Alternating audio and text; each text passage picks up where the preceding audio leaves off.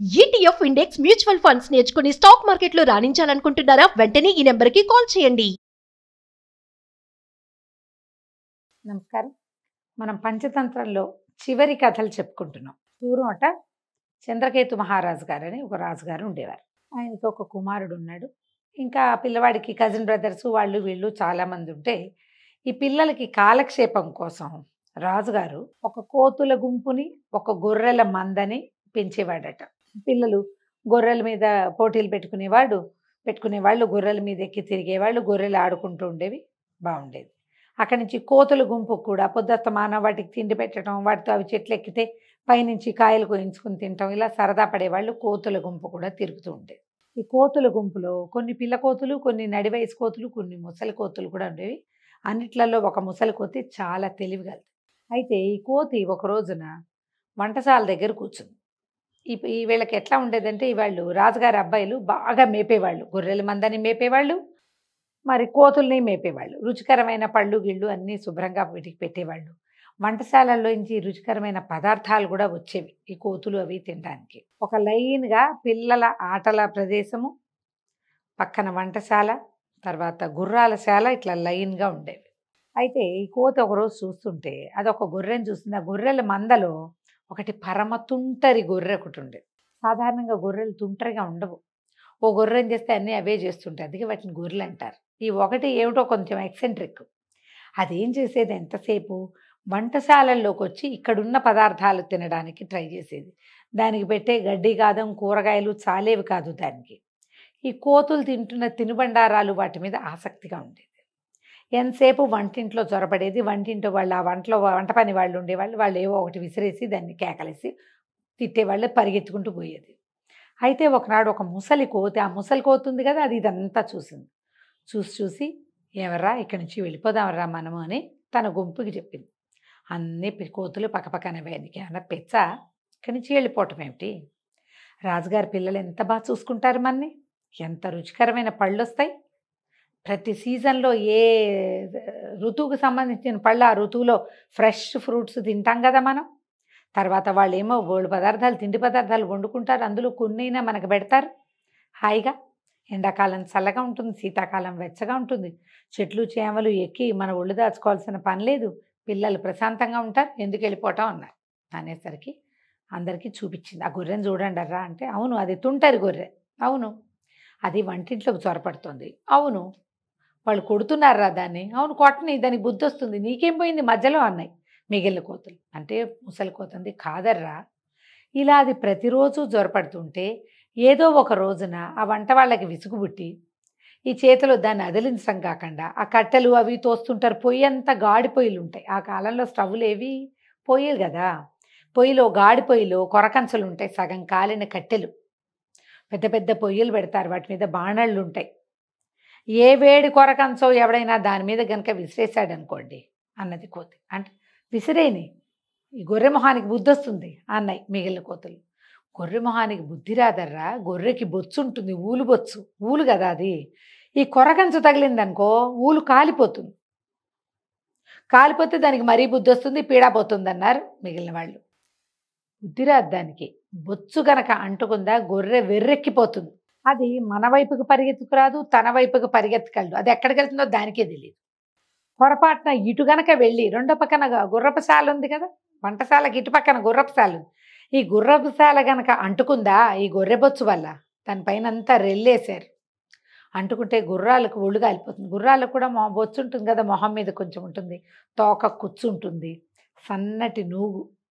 ఈ ఏదైనా అంటుకుని గుర్రాలకు గనక ఒళ్ళు కాలిందో చచ్చామే మనం అంది కోతి.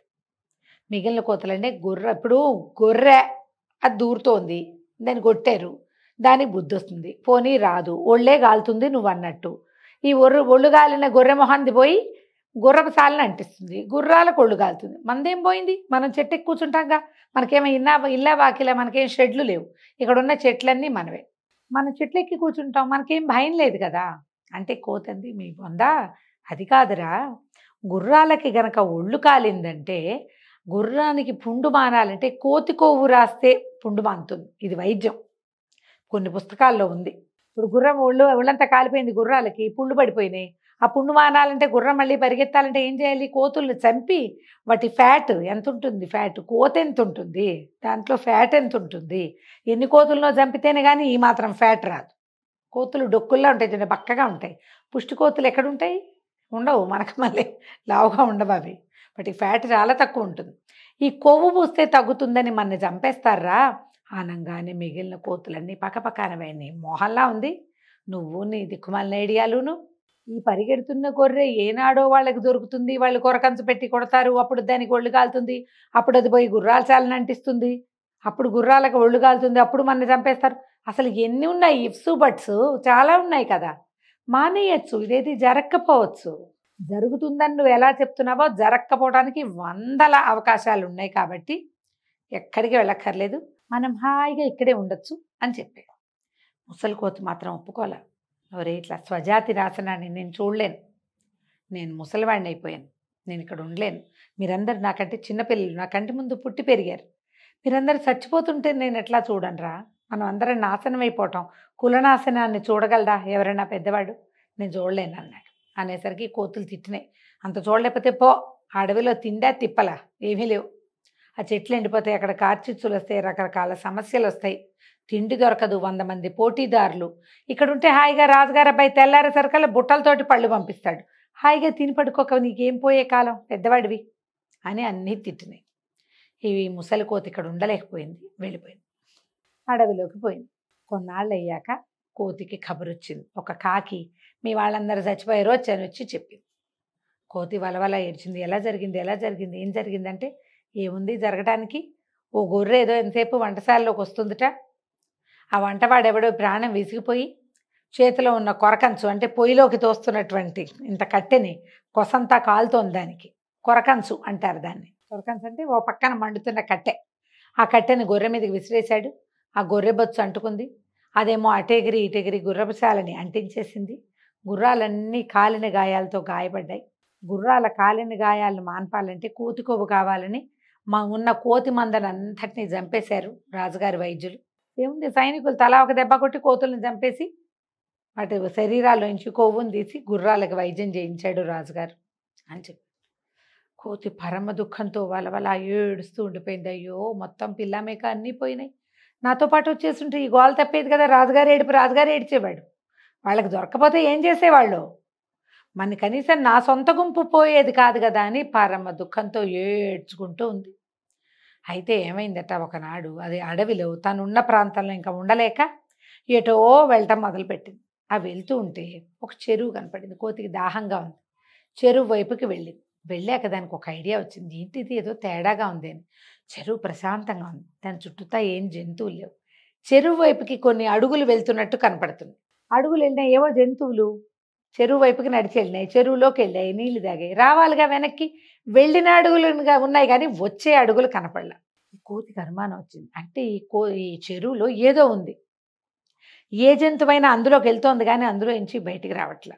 అదేం చేసింది, ఒక పక్కన గట్టు మీద చేరి అక్కడ ఒక రెల్లు పొద ఉంటే ఇంత పొడుగాటి రెల్లు పుల్ల తీసి, రెల్లు అంటే అది ఒక బెండులా ఉంటుంది, స్ట్రాలాగా ఉంటుంది, ఆ రెల్లుని నీటిలోకి ఆనించి నీళ్లు పీల్చడం మొదలుపెట్టింది. ఈ బుడబుడ శబ్దం చేస్తూ నీళ్ళు మామూలుగా మనం పీల్చేసరికల్లా స్ట్రాతో పీల్చేసిన సౌండ్ వస్తుంది, శబ్దం వచ్చేసరికల్లా అది నీళ్ళ నుంచి ఒక భూతం లేచింది. పైకి లేచి ఎవర్రా నువ్వు అని చూసి, ఓర్ని భలే తెలివిగలవాడివిరా నువ్వు, ఇంతమందిని చూశాను, నీలాంటి తెలివిగలవాడిని ఎవరిని చూడలేదే అనేసరికి కోతంది, ఏమి లేండి నా తెలివి, మొత్తం కుటుంబం అంతా సర్వనాశనం అయిపోయింది, వాళ్ళని ఎవరిని నేను రక్షించలేకపోయాను అన్నాక భూతము కోతి కొంచెం ఫ్రెండ్షిప్ చేసి, ఆ భూతం ఏం చేసింది, నువ్వు ఇంత తెలివిగలవాడివి కాబట్టి నీకు ఒక అద్భుతమైన వస్తువు ఇస్తానని లోపల నుంచి ఒక ముత్యాల హారం తీసి ఇచ్చింది కోతికి. ఆ కోతి ఆ ముత్యాల హారం పట్టుకుని చూసింది. చూశాక భూతాన్ని అడిగింది, అయ్యా మీరు ఏం చేస్తారండి? ఏముంది, ఈ చెరువులోకి ఎవడొస్తే వాడిని తినేస్తాను అని చెప్పింది భూతం.